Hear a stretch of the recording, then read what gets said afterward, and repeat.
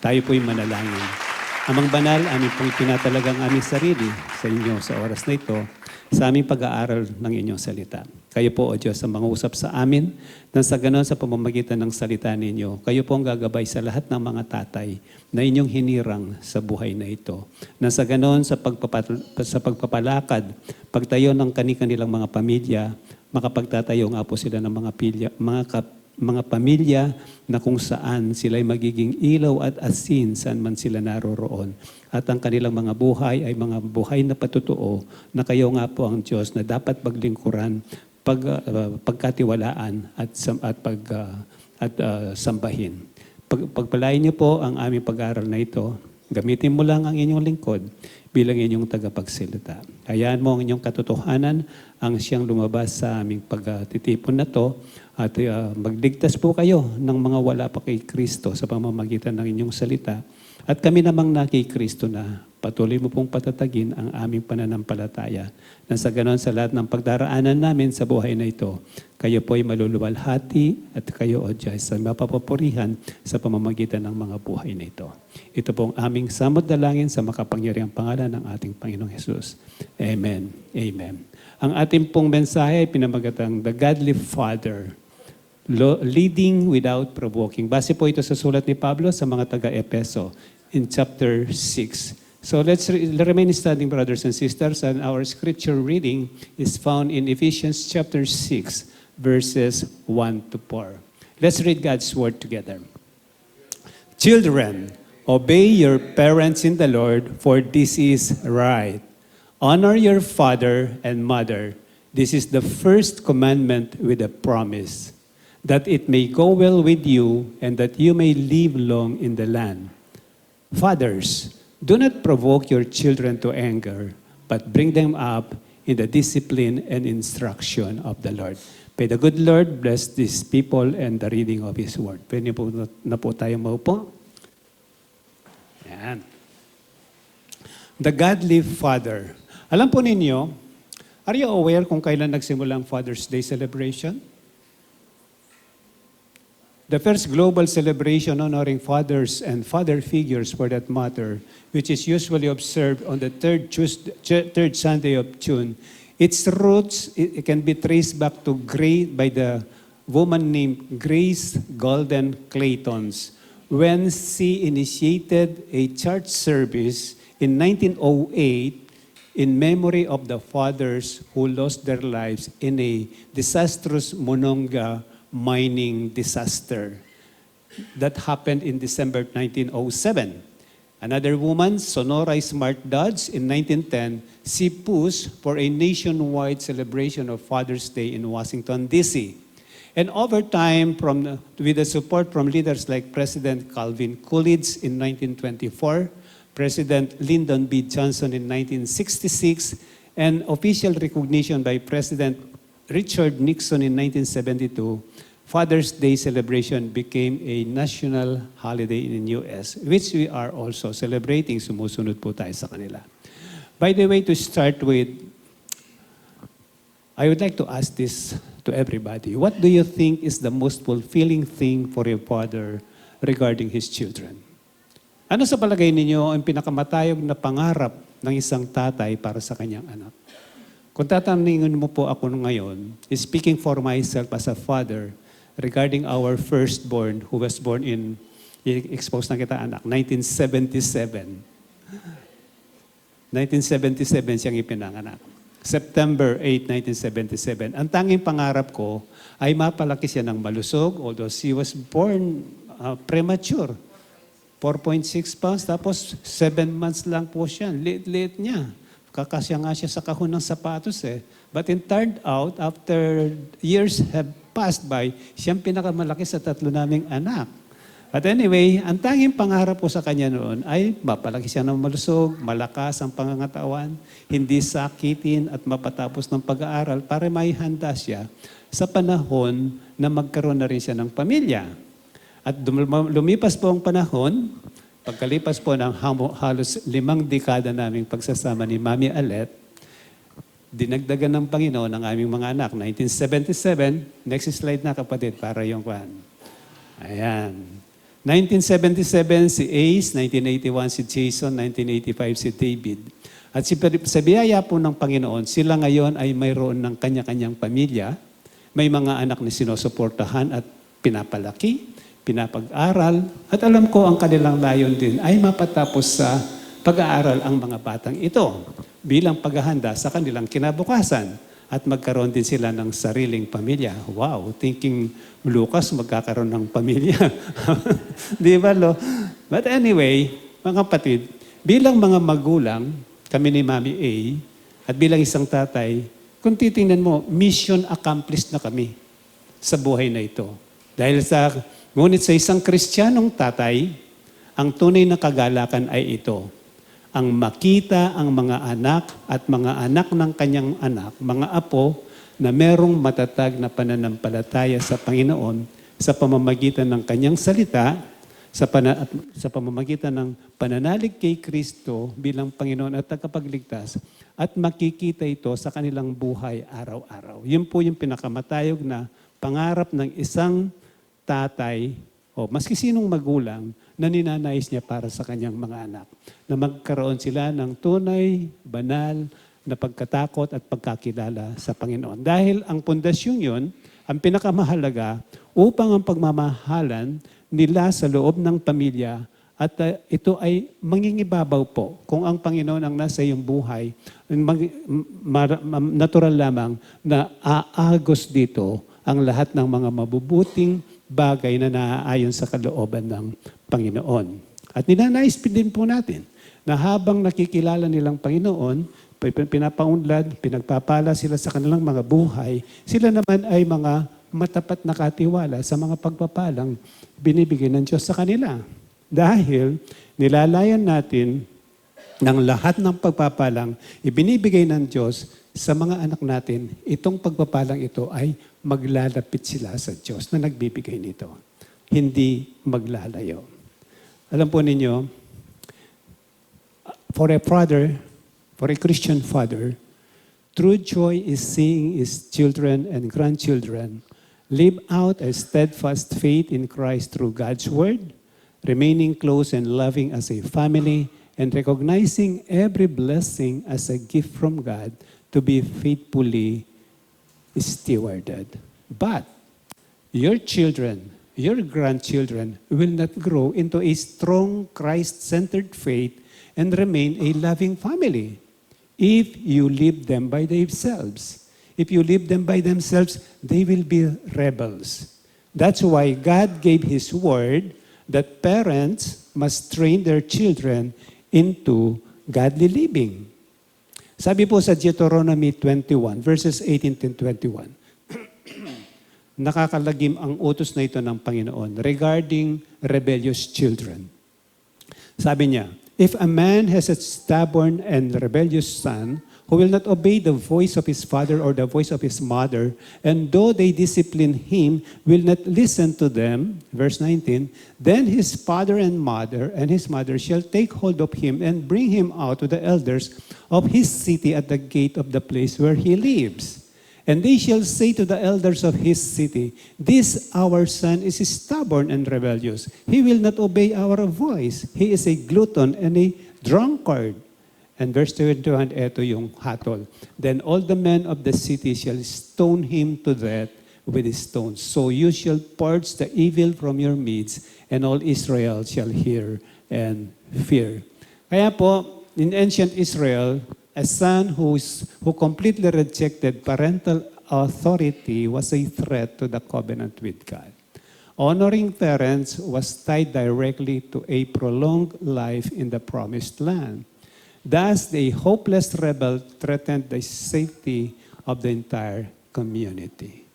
So, scholars and theologians frequently point out that the existence of this law in Deuteronomy chapter 21 emphasizes the high value God places in honoring one's parents and the extreme gravity of unrepentant societal corruption. Deuteronomy provides a reactive law to protect the community from a toxic adult who is already completely ruined. Yung batas na yon ay nakatalaga para dun sa talagang wala ng pag-asang mga tao na hindi sumunod sa magulang. Subalit itong Ephesians, it provides a proactive strategy to ensure the child never reaches that point. Kaya binigay ng Panginoon itong Ephesians chapter 6 verse 4. Ang mga kautusan sa mga ama ng tahanan na palakihin ito ang mga anak ng may banal na pagkatakot sa Diyos nang sa ganon, hindi sila malulong sa masamang buhay. By parenting with grace and avoiding harshness which causes anger and rebellion, fathers actively prevent their children from becoming stubborn and rebellious. A lot of people are asking, paano kung mapapalaki ang aking anak na hindi siya magiging drug addict, hindi siya magiging sugarol, hindi siya magiging kriminal? And there you go. We should teach them in the knowledge of God. Our sermon today on Ephesians chapter 6 verse 4 outlines a father's mandate from God. Ano yun? To disciple your children not with harsh, overbearing authority, but with deliberate, Christ-centered leadership, cultivating maturity without driving them to rebellion. As I preach this word to you, mga kapatid, I'm preaching it to myself. Because I am not a perfect father. I've got plenty of kapalpakan as a father. And as we go through it, sana po makita natin ang ating sarili kung saan tayo nagkulang sa ating mga anak. Kung ito'y nakaraan na, it's not yet late na tayo hihingi ng kapatawaran sa ating mga anak. Kung ito naman ay hindi pa nangyayari, let us heed the Word of God. And our sermon is composed only of 2 points. First, provoke not our children to anger. Nurture our children in the Word. Yun ang pangalawa. Galing lang po yun sa verse 4 ng Ephesians chapter 6. Alam niyo, isa sa pinakamalaking hamon sa buhay ng isang lalaki ay paano niyang is defining his role as a father. Our understanding of fatherhood often relies on cultural traditions, leading many men into passive acceptance of what our senior pastor, Pastor Joey Melad, calls the 3 myths about fatherhood. Tingnan po natin itong mga bagay na nakagisnan natin sa pagiging mga tatay. Una, a father's only job is to provide financially. Yun ang isang bagay na kung saan paniwala ng maraming mga tatay, including myself then, akala ko if I provide financially for my children, for my family, that's all about it. But the truth is, Ephesians 6 chapter 4 demands spiritual and emotional investment, not just financial provision. Your kids don't just need your wallet. They need your heart. Second myth, discipline means total control and absolute compliance. Na para bang mga military officer ka, what you say, yun ang gagawin. Kaya dito po makikita yung mga kabataan na I heard some people, some fathers during my early days na sabi nila, pagka makukuha sa tingin ang kanilang mga anak, takot na kaagad. O kaya pagka narinig yung sipol ng tatay, depende kung ano yung sipol yan. Depende yan kung yan ay nagagalit o kailangan. Discipline is absolute. But biblical discipline shapes the child's heart toward God, whereas forced compliance through fear breeds hidden resentment. At marami po dyan, mga kapatiran natin na lumaki sa ang tatay nila ay mga military men na kung saan ang utos ay talagang napakahigpit. At yan ay nagdulot ng hidden resentment, nakatakong galit sa kanilang mga tatay. Pangatlo po, third myth, showing emotion or asking for forgiveness makes a father look weak. Na pagka ba ikaw ay humingi ng katawaran sa iyong anak, ikaw ay nagmumukhang mahina. But the truth is, admitting when you are wrong and asking your child for forgiveness models true humility and builds deep trust. So, mga kapatid, we have to understand first, itong konteksto nung isulat ni Pablo ito. We have to understand the cultural context when Paul wrote this. In the Greco-Roman world of the first century, A father possessed something called patria potestas. Ibig sabihin, absolute dominion. A father had the power of life and death over his family. If a father didn't like a newborn child, he could literally abandon the baby on the street. Nabasa po ko, sabi nila, when a baby was born into a Roman family, it was brought out and laid before the father. If he picked it up, he meant he was accepting the child into his home. But if he did not pick the child up, it meant that the child was rejected. And the child could be sold, it could be given away, or even killed by exposure. And most, this scholars said, mostly by drowning. Ganon katindi ang pagiging ang mga tatay ng kapanahon ng yan.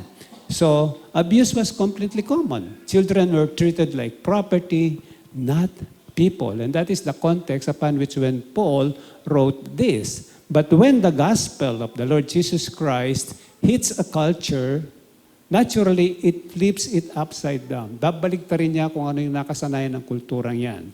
Paul introduces a revolutionary, gospel-shaped view of family. Kaya nga po, ibang-iba talaga dahil mga Kristiyano na. And most likely, these people have been exercising this absolute dominion over their family. Naging Kristiyano sila, so Paul has to instruct them properly. So Paul commands, fathers, do not provoke your children to anger, but bring them up in the discipline and instruction of the Lord.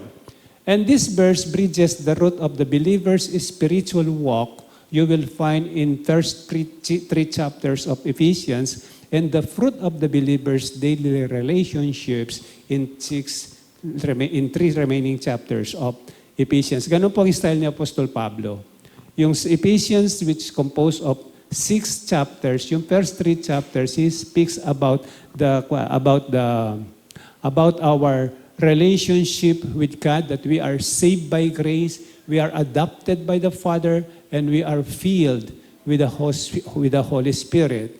And in chapters 4 to 6, ito yung truth that Paul says, since you have this saving grace from the Father, you are adopted as His children. Next slide na kapatid. Ayan. You are adopted as His children. Ito ngayon, ipamuhin niyo dapat. If you are saved by grace, you must live out grace at home. Your vertical relationship with God must dictate your horizontal relationship with your children. As godly fathers, mga kapatid, let us lead by mirroring God's grace, building up our children's faith instead of tearing down their spirits. So our first point po natin, provoke not our children to anger. What does this mean? Sabi ni Pablo, fathers, do not provoke your children to anger. This is a negative command. Do not provoke. And Paul's command was radical. Kasi kung ang ikaw tatay na nakasanayan mo, pwede mo palang patayin ang iyong anak, bakit sasabihin ito ngayon sa iyo? But then, this is radical and this is revolutionary because Christianity calls parents to care for their children's hearts because God desires what? God desires godly offspring from people who are married, from the marriage union. Maliwanag po ito sa Malakay 2:15. God desires for every married couple godly offspring. So therefore, what does it mean to provoke? The word provoke means to stir up, to make angry, to be irritated or exasperated. And Paul used a present active imperative. Anong indicate nito? Ito, you should constantly avoid doing this. Keep on resisting it. Stop it immediately if you are already doing it. And the voice that when Paul wrote this, he is implying na nangyayari ito sa kasalukuyan nilang kapanahonan. Kaya itigil na ninyo yan. Yan ang kanyang tagbilin. Do not provoke your children to anger. How fathers provoke anger? Paano mga tatay, mga magulang for that matter, paano nating nasisindihan ang galit ng mga bata.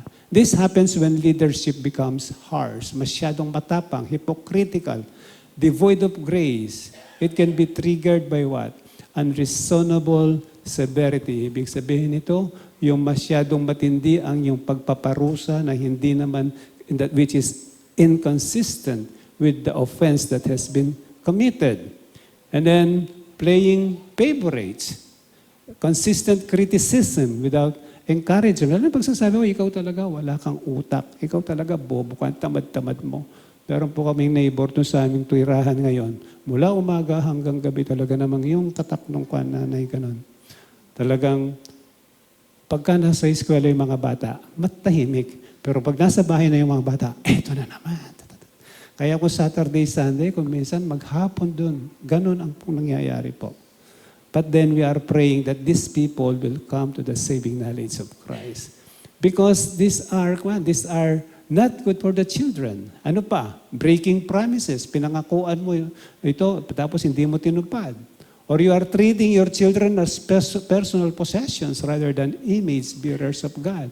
Remember, ano man ang itsura ng mga anak natin, sila ang perpektong regalo ng Diyos sa bawat isa. Kaya yung anak natin, mahalan natin yan dahil sila ay mga regalo ng Panginoon sa inyo. Ayan. So mga kapatid, sa mga bagay na ito, it is very important na makita natin ang ating sarili. Ano yung ba dito yung ginagawa ko? How fathers provoke anger. Not only fathers, for that matter. Yung sinasabi ko nga, mother yung katak ng katak doon sa kapitbahay namin. Anyway, ano yung danger nito?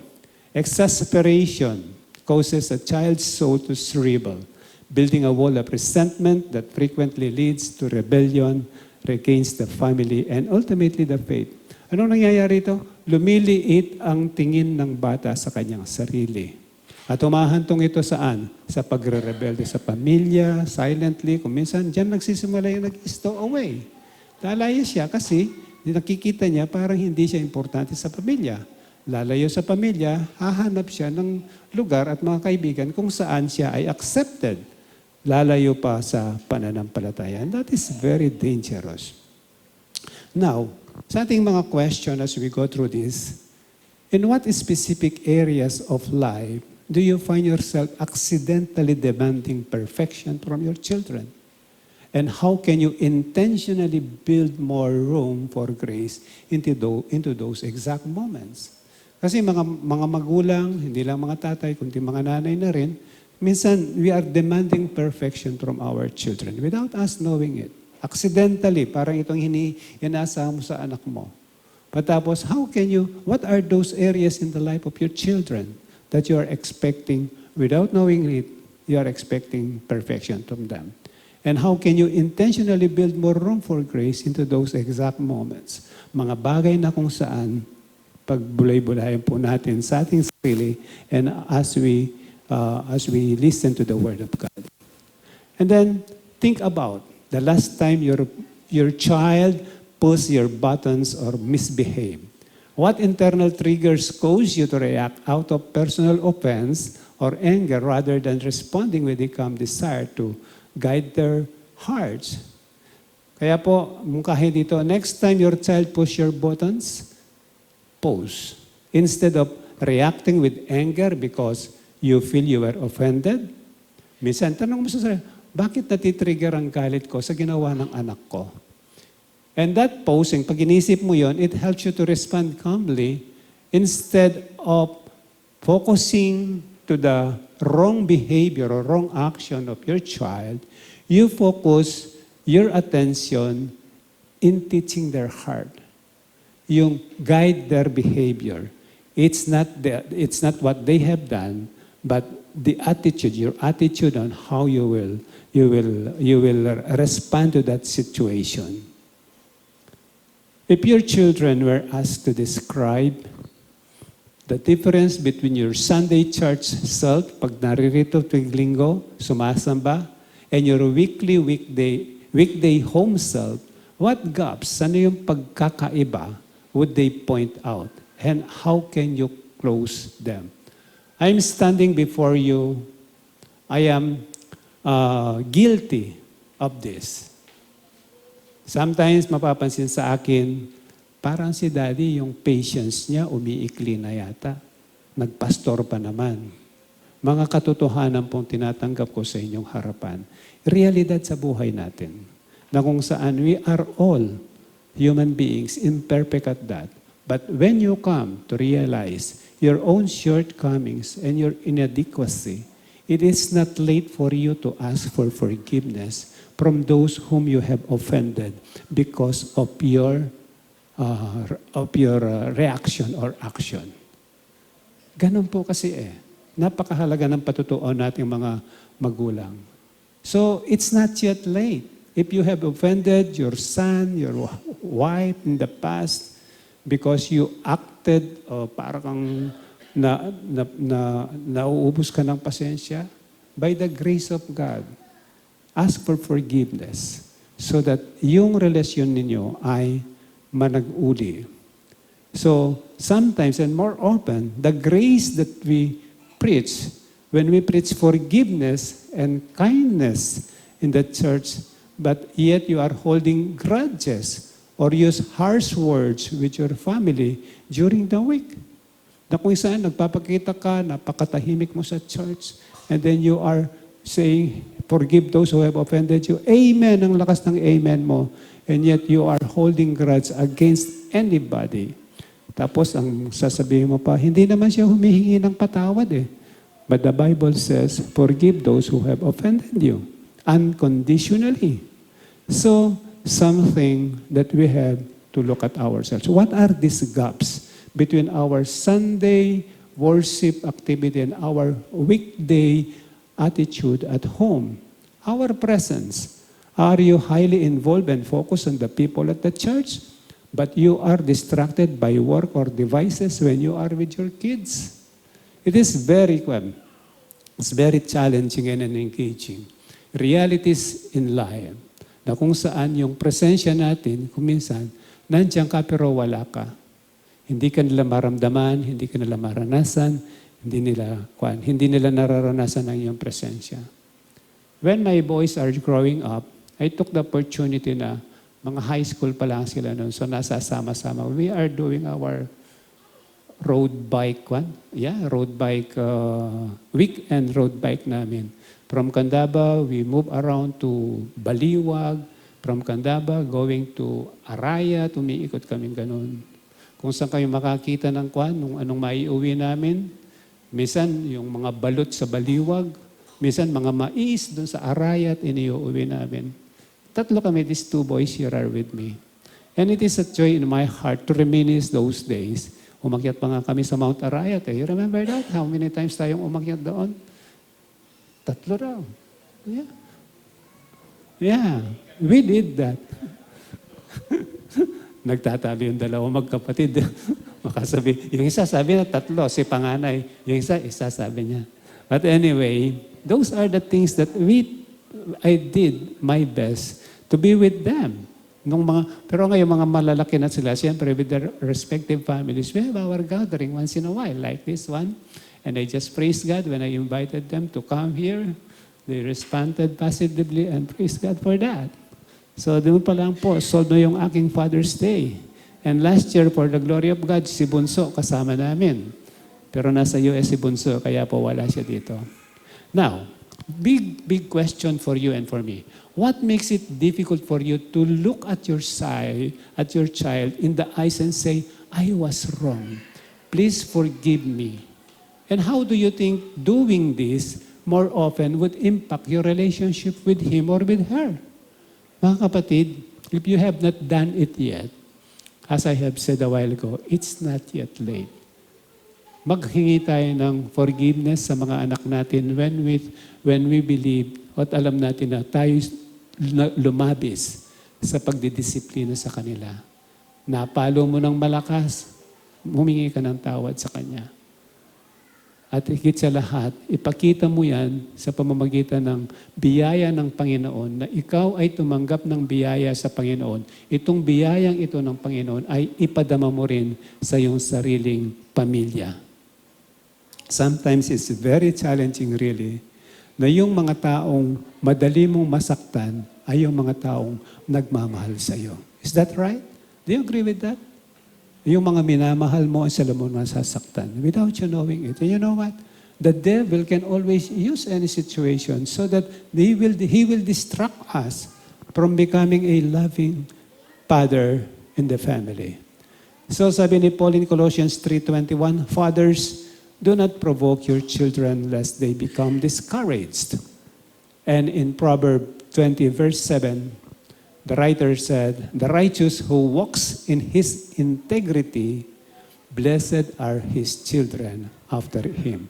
Kapag ka daw ang mga, at ito susunod lang sa iyo kung nakikita nilang ikaw ay sumusunod sa Diyos ng buong katapatan.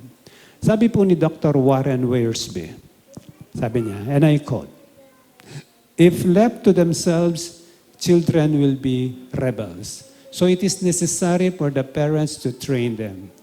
Years ago, the then Duke of Windsor said, everything in the American home is controlled by switches, except the children. End of quote. And the Bible records sad results of parents neglecting their children, either by being bad examples to them or failing to discipline them properly. Isang halimbawa po nito ay si Prophet Samuel, na kung saan he is generally viewed as an ineffective or absent father. Sana po hindi mangyari ito sa atin. While he was a righteous and faithful prophet, his legacy is deeply marred by the moral failures of his sons, named Joel and Abijah. Instead of following their father's upright example, his sons became corrupt. They accepted bribes, they perverted justice, and sought dishonest gains. This behavior so deeply alienated the people of Israel that the leaders demanded Samuel to step down. At doon sila humingi ng hari. At yun nga, binigay ng Panginoon ay si Haring Saul. Kasi inilagay ni Samuel ang kanyang mga anak na sila ang mga mamumuno sa mga Israelita. So balit sila naging corrupt. Hindi sila naging mabuting lingkod ng Diyos. Kaya yung mga tao, bigyan mo kami ng hari, yun ang ginawa ng Panginoon. And this is a reality that can happen to anybody. Na maski gaano ka katapat sa Panginoon, there might be instances na yung mga anak mo ay hindi susunod sa iyong mga yapak. But what is more important, your responsibility before God is that you make yourself a living example to your children of you indeed trust God and you life manifest that trust and obedient faith to Him. This leads us to our second point. Nurture our children in the Lord. So instead of provoking, which brings children down, Christian parents need the fullness. Fullness, ibig sabihin, the guide of the power, the control of the Holy Spirit so that they can be sensitive to the needs and problems of their children. Sabi ni Paul in second part of verse 4, but bring them up in the discipline and instruction of the Lord. So, anong ibig sabihin ng bringing up dito? The Greek word for bringing up is ektrepo. Ektrepo, which means to effectively nourish, nurture. It is the same word that is translated nourish in Ephesians chapter 5, verse 29, where the Christian husband is to nourish his wife and his children by sharing love and encouragement in the Lord. So, it is not enough, mga kapatid, to nurture the children physically by providing food and shelter and clothing.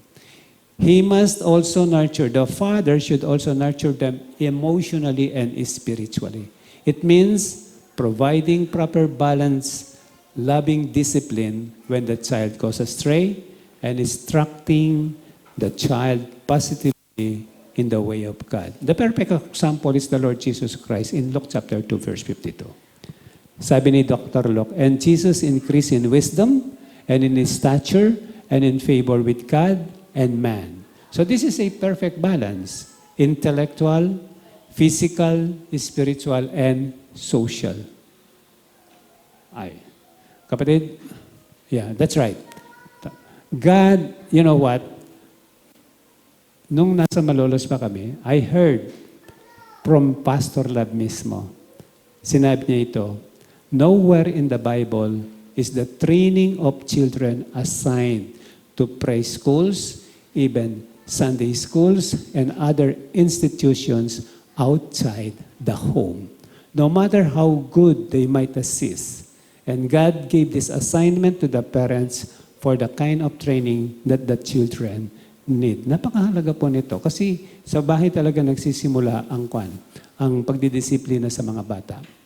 Our active mandate as fathers is to bring up our children in the discipline and instruction of the Lord. So, how do we do this? Practice loving discipline. This is loving correction. It's setting clear biblical boundaries and providing life training. It's not striking anger. It's molding in love. It is the cultivation of a child's mind and morals, raising him or her to spiritual and emotional maturity. Kaya nga po to, ito ay pagtuturo sa mga bata, paggabay sa kanila, natuturuan silang maging mahinahon, hindi magalitin, na kung saan you can set clear rules, mga regulasyon sa bahay, and teaching them how to make wise choices. And I know a lot of you are doing this. But it is very important na we train them so that they grow into responsible and mature adults.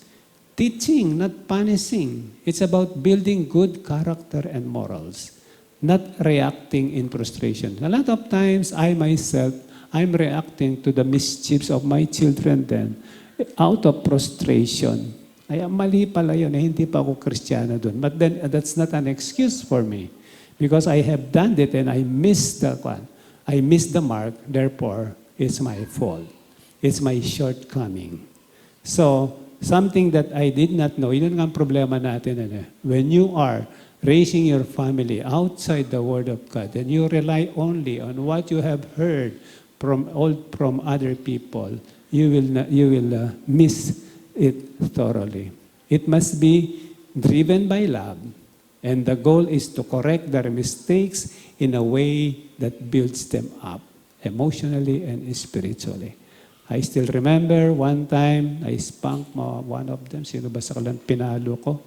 Si Ace, pinalo ko siya. Nanonood ng TV, tigas-tigas ng gula. Sige, manood ka na lang dyan. Huwag ka nang matulog. Manood ka na lang dyan. Yung isa naman, ang bait-bait nitong anak kong ito. Pag sinabi mong huwag, pag talikod mo, kung anong ibinawal mo, yun ang gagawin niya. Pinupulpit ako yung mga anak, but it's for the glory of God. That these are the realities that we experience as father and sons then. But anyway, so you should parent after practicing loving discipline. Parent, ibig sabihin, maging magulang ka through scriptural instruction based on the Word of God. This literally means putting in mind, admonition, exhortation, and warning. It's teaching God's Word through everyday intentional conversation. I have not done this when they were growing up. Naging Kristiyano to po kasi kami. High school na sila. Kaya they were of age na 1999, right, when we became Christians. During starting days of GCF in Days Hotel. Ayan, si Elder Romy, alam niyo yung aming kwan doon sa GCF noon. But anyway, it's very important. It's teaching God's Word through everyday intentional conversations. Kaya, when you sit down, when you walk, when you drive them to school, you are filling their minds with the truth of God. Mga kapatid, ito kasi, this is the standard of Scripture. It means placing God's truth into a child's mind to correct his or her reasoning, warn his or her of the consequences of what they are doing. I remember also, Pastor Lab noon, sabi niya sa amin, kasi nung bata raw siya, ang tanging natatandaan niya sa kanyang tatay, before they will eat, the tatay will read one verse from the Bible. Yun lang po, sabi niya, yun lang alam ko, sabi niya. And then, yun ang natatandaan kong very clearly bago sila kakain daw, one verse from the Bible ang kanilang babasahin ng tatay sa kanila. And then third is to point them to the ultimate source. This discipline and instruction are of the Lord. We are not leading based on our own rules or our own temper. We are leading exactly how God leads us. The ultimate goal is not merely well-behaved children who fit into society. The goal is children who love and fear Jesus Christ. We train and discipline children who love Christ, not just children who follow rules. As fathers, we are to act as God's representatives, modeling the grace and justice and love of our Heavenly Father. As we go through this, ask these questions to yourself. What does it look like in your home? Ano kaya magiging itsura ng bahay ninyo? To transition from merely managing your child's outward behavior, parati mo na lang itinatama ang kanyang mali, to actually winning, understanding, and shaping his or her inner heart. Ano kaya magiging pagbabagong mangyayari sa sambahayan ninyo? Pangalawa, what are the most natural, unforced moments in your current daily routine? Driving, mealtime, bedtime, where you can casually insert conversations about God's truth. Kung hindi mo pa nagagawa yan, it's not yet late. What are the most natural, unforced moments in your current daily routine? Whenever you drive, whenever you eat, whenever you sleep, where you can casually insert conversations about God's truth. And third, based on how you currently exercise authority, discipline and affection in your household, what kind of picture are your children getting of who God the Father is sa pamamagitan ng inyong pamamalakad sa iyong pamilya, pagdidisiplina sa iyong mga anak, o pagmamahal sa iyong sambahayan? Anong larawan ang nakikita ng iyong mga anak? Larawan ng Diyos Ama sa inyo? How you conduct yourself. When your children look back at your life 20 years from now, what evidence will they have that you cared significantly more about their spiritual inheritance than their financial comfort? So, Deuteronomy 6 says, verses 7, "And these words that I command you today shall be on your heart. You shall teach them diligently to your children, and shall talk of them when you sit in your house, and when you walk by the way, and when you lie down, and when you rise." Siya lang sinasabi nito, fathers, entrench God's word in your daily life. If you're not yet into it, it's not yet late. Hindi pa huli ang lahat. You can start and you can ask God to help you, to guide you, so that you may be able to respond to this instruction positively, and in the process, in the end, ang makikinabang po ay ang inyong mga anak. Ang makikinabang ay ang mga anak. Proverbs 13 verse 24 says, "Whoever spares the rod hates his son, but he who loves him is diligent to discipline him." Oral conclusion and application.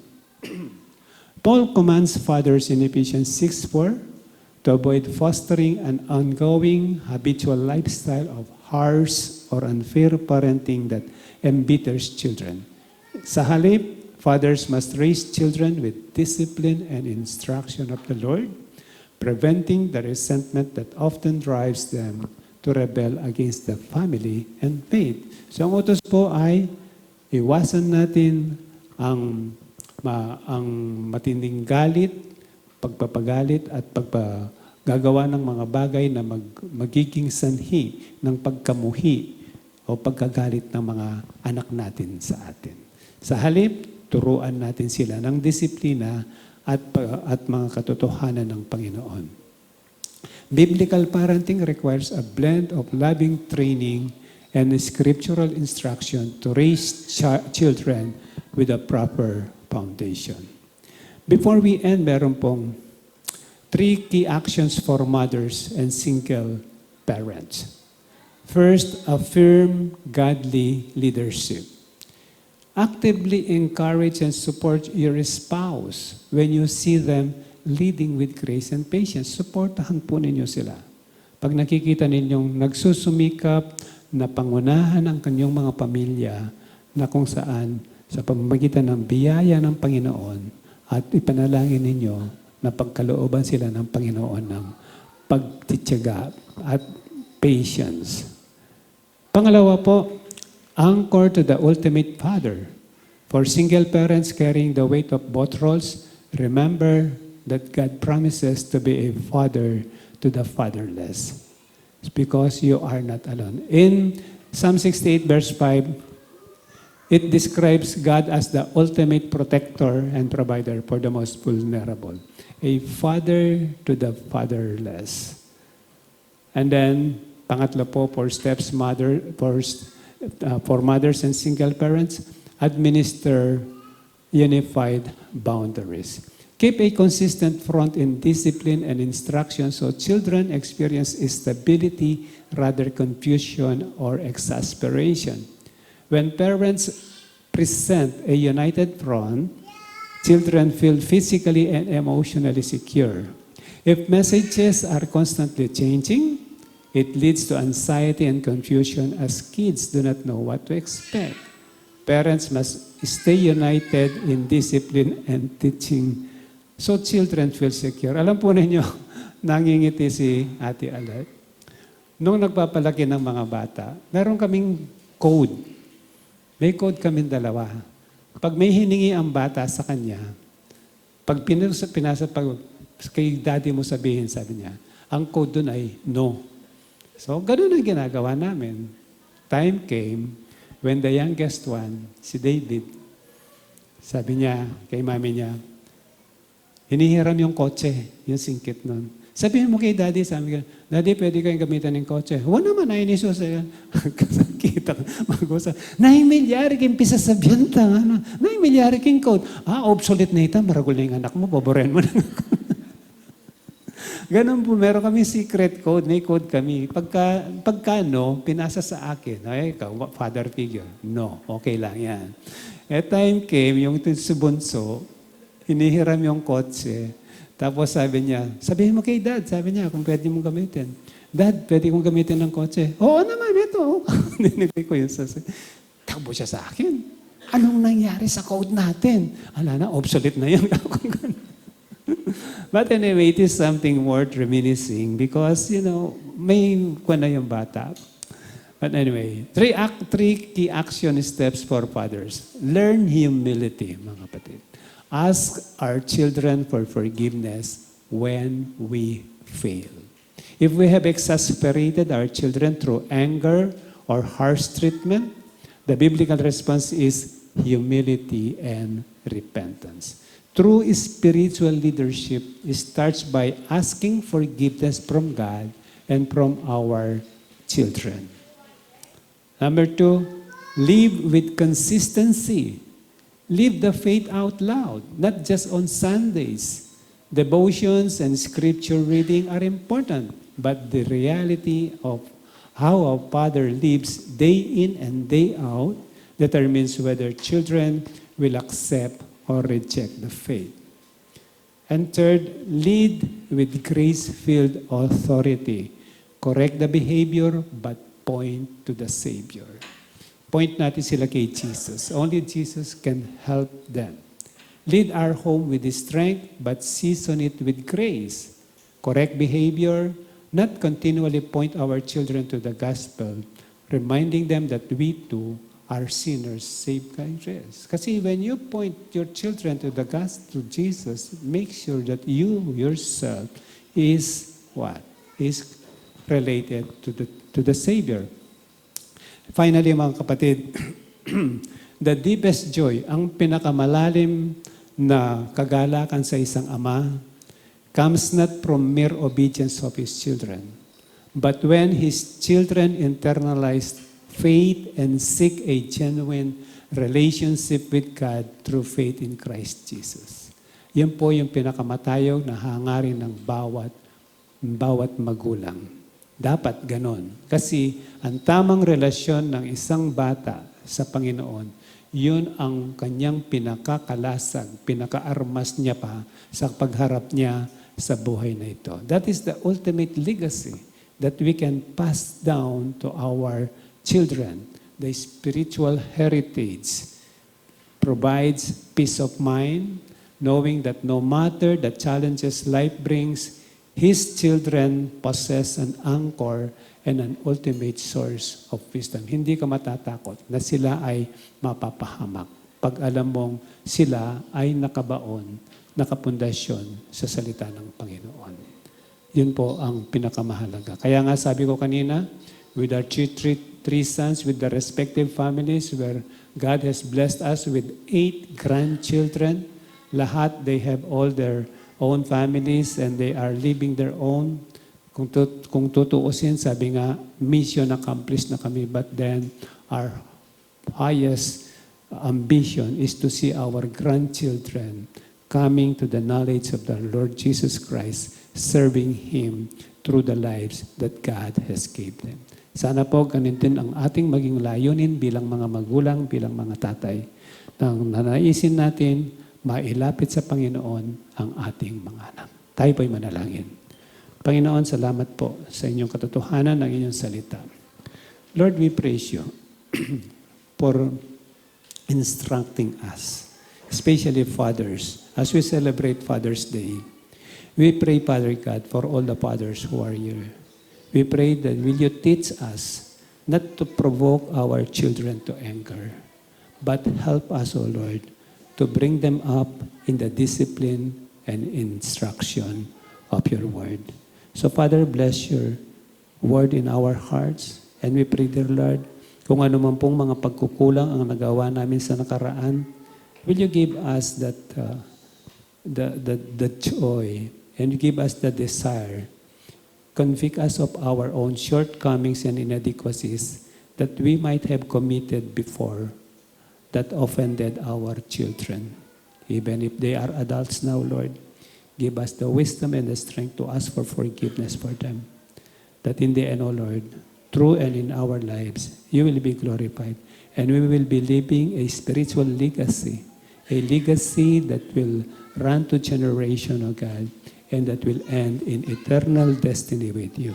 So we pray, Father God, that indeed, through your word this morning, you will accomplish your purposes for allowing us to hear this truth. Thank you, Father. Bless us and bless your word in our hearts. In Christ's name we pray. Amen. Amen.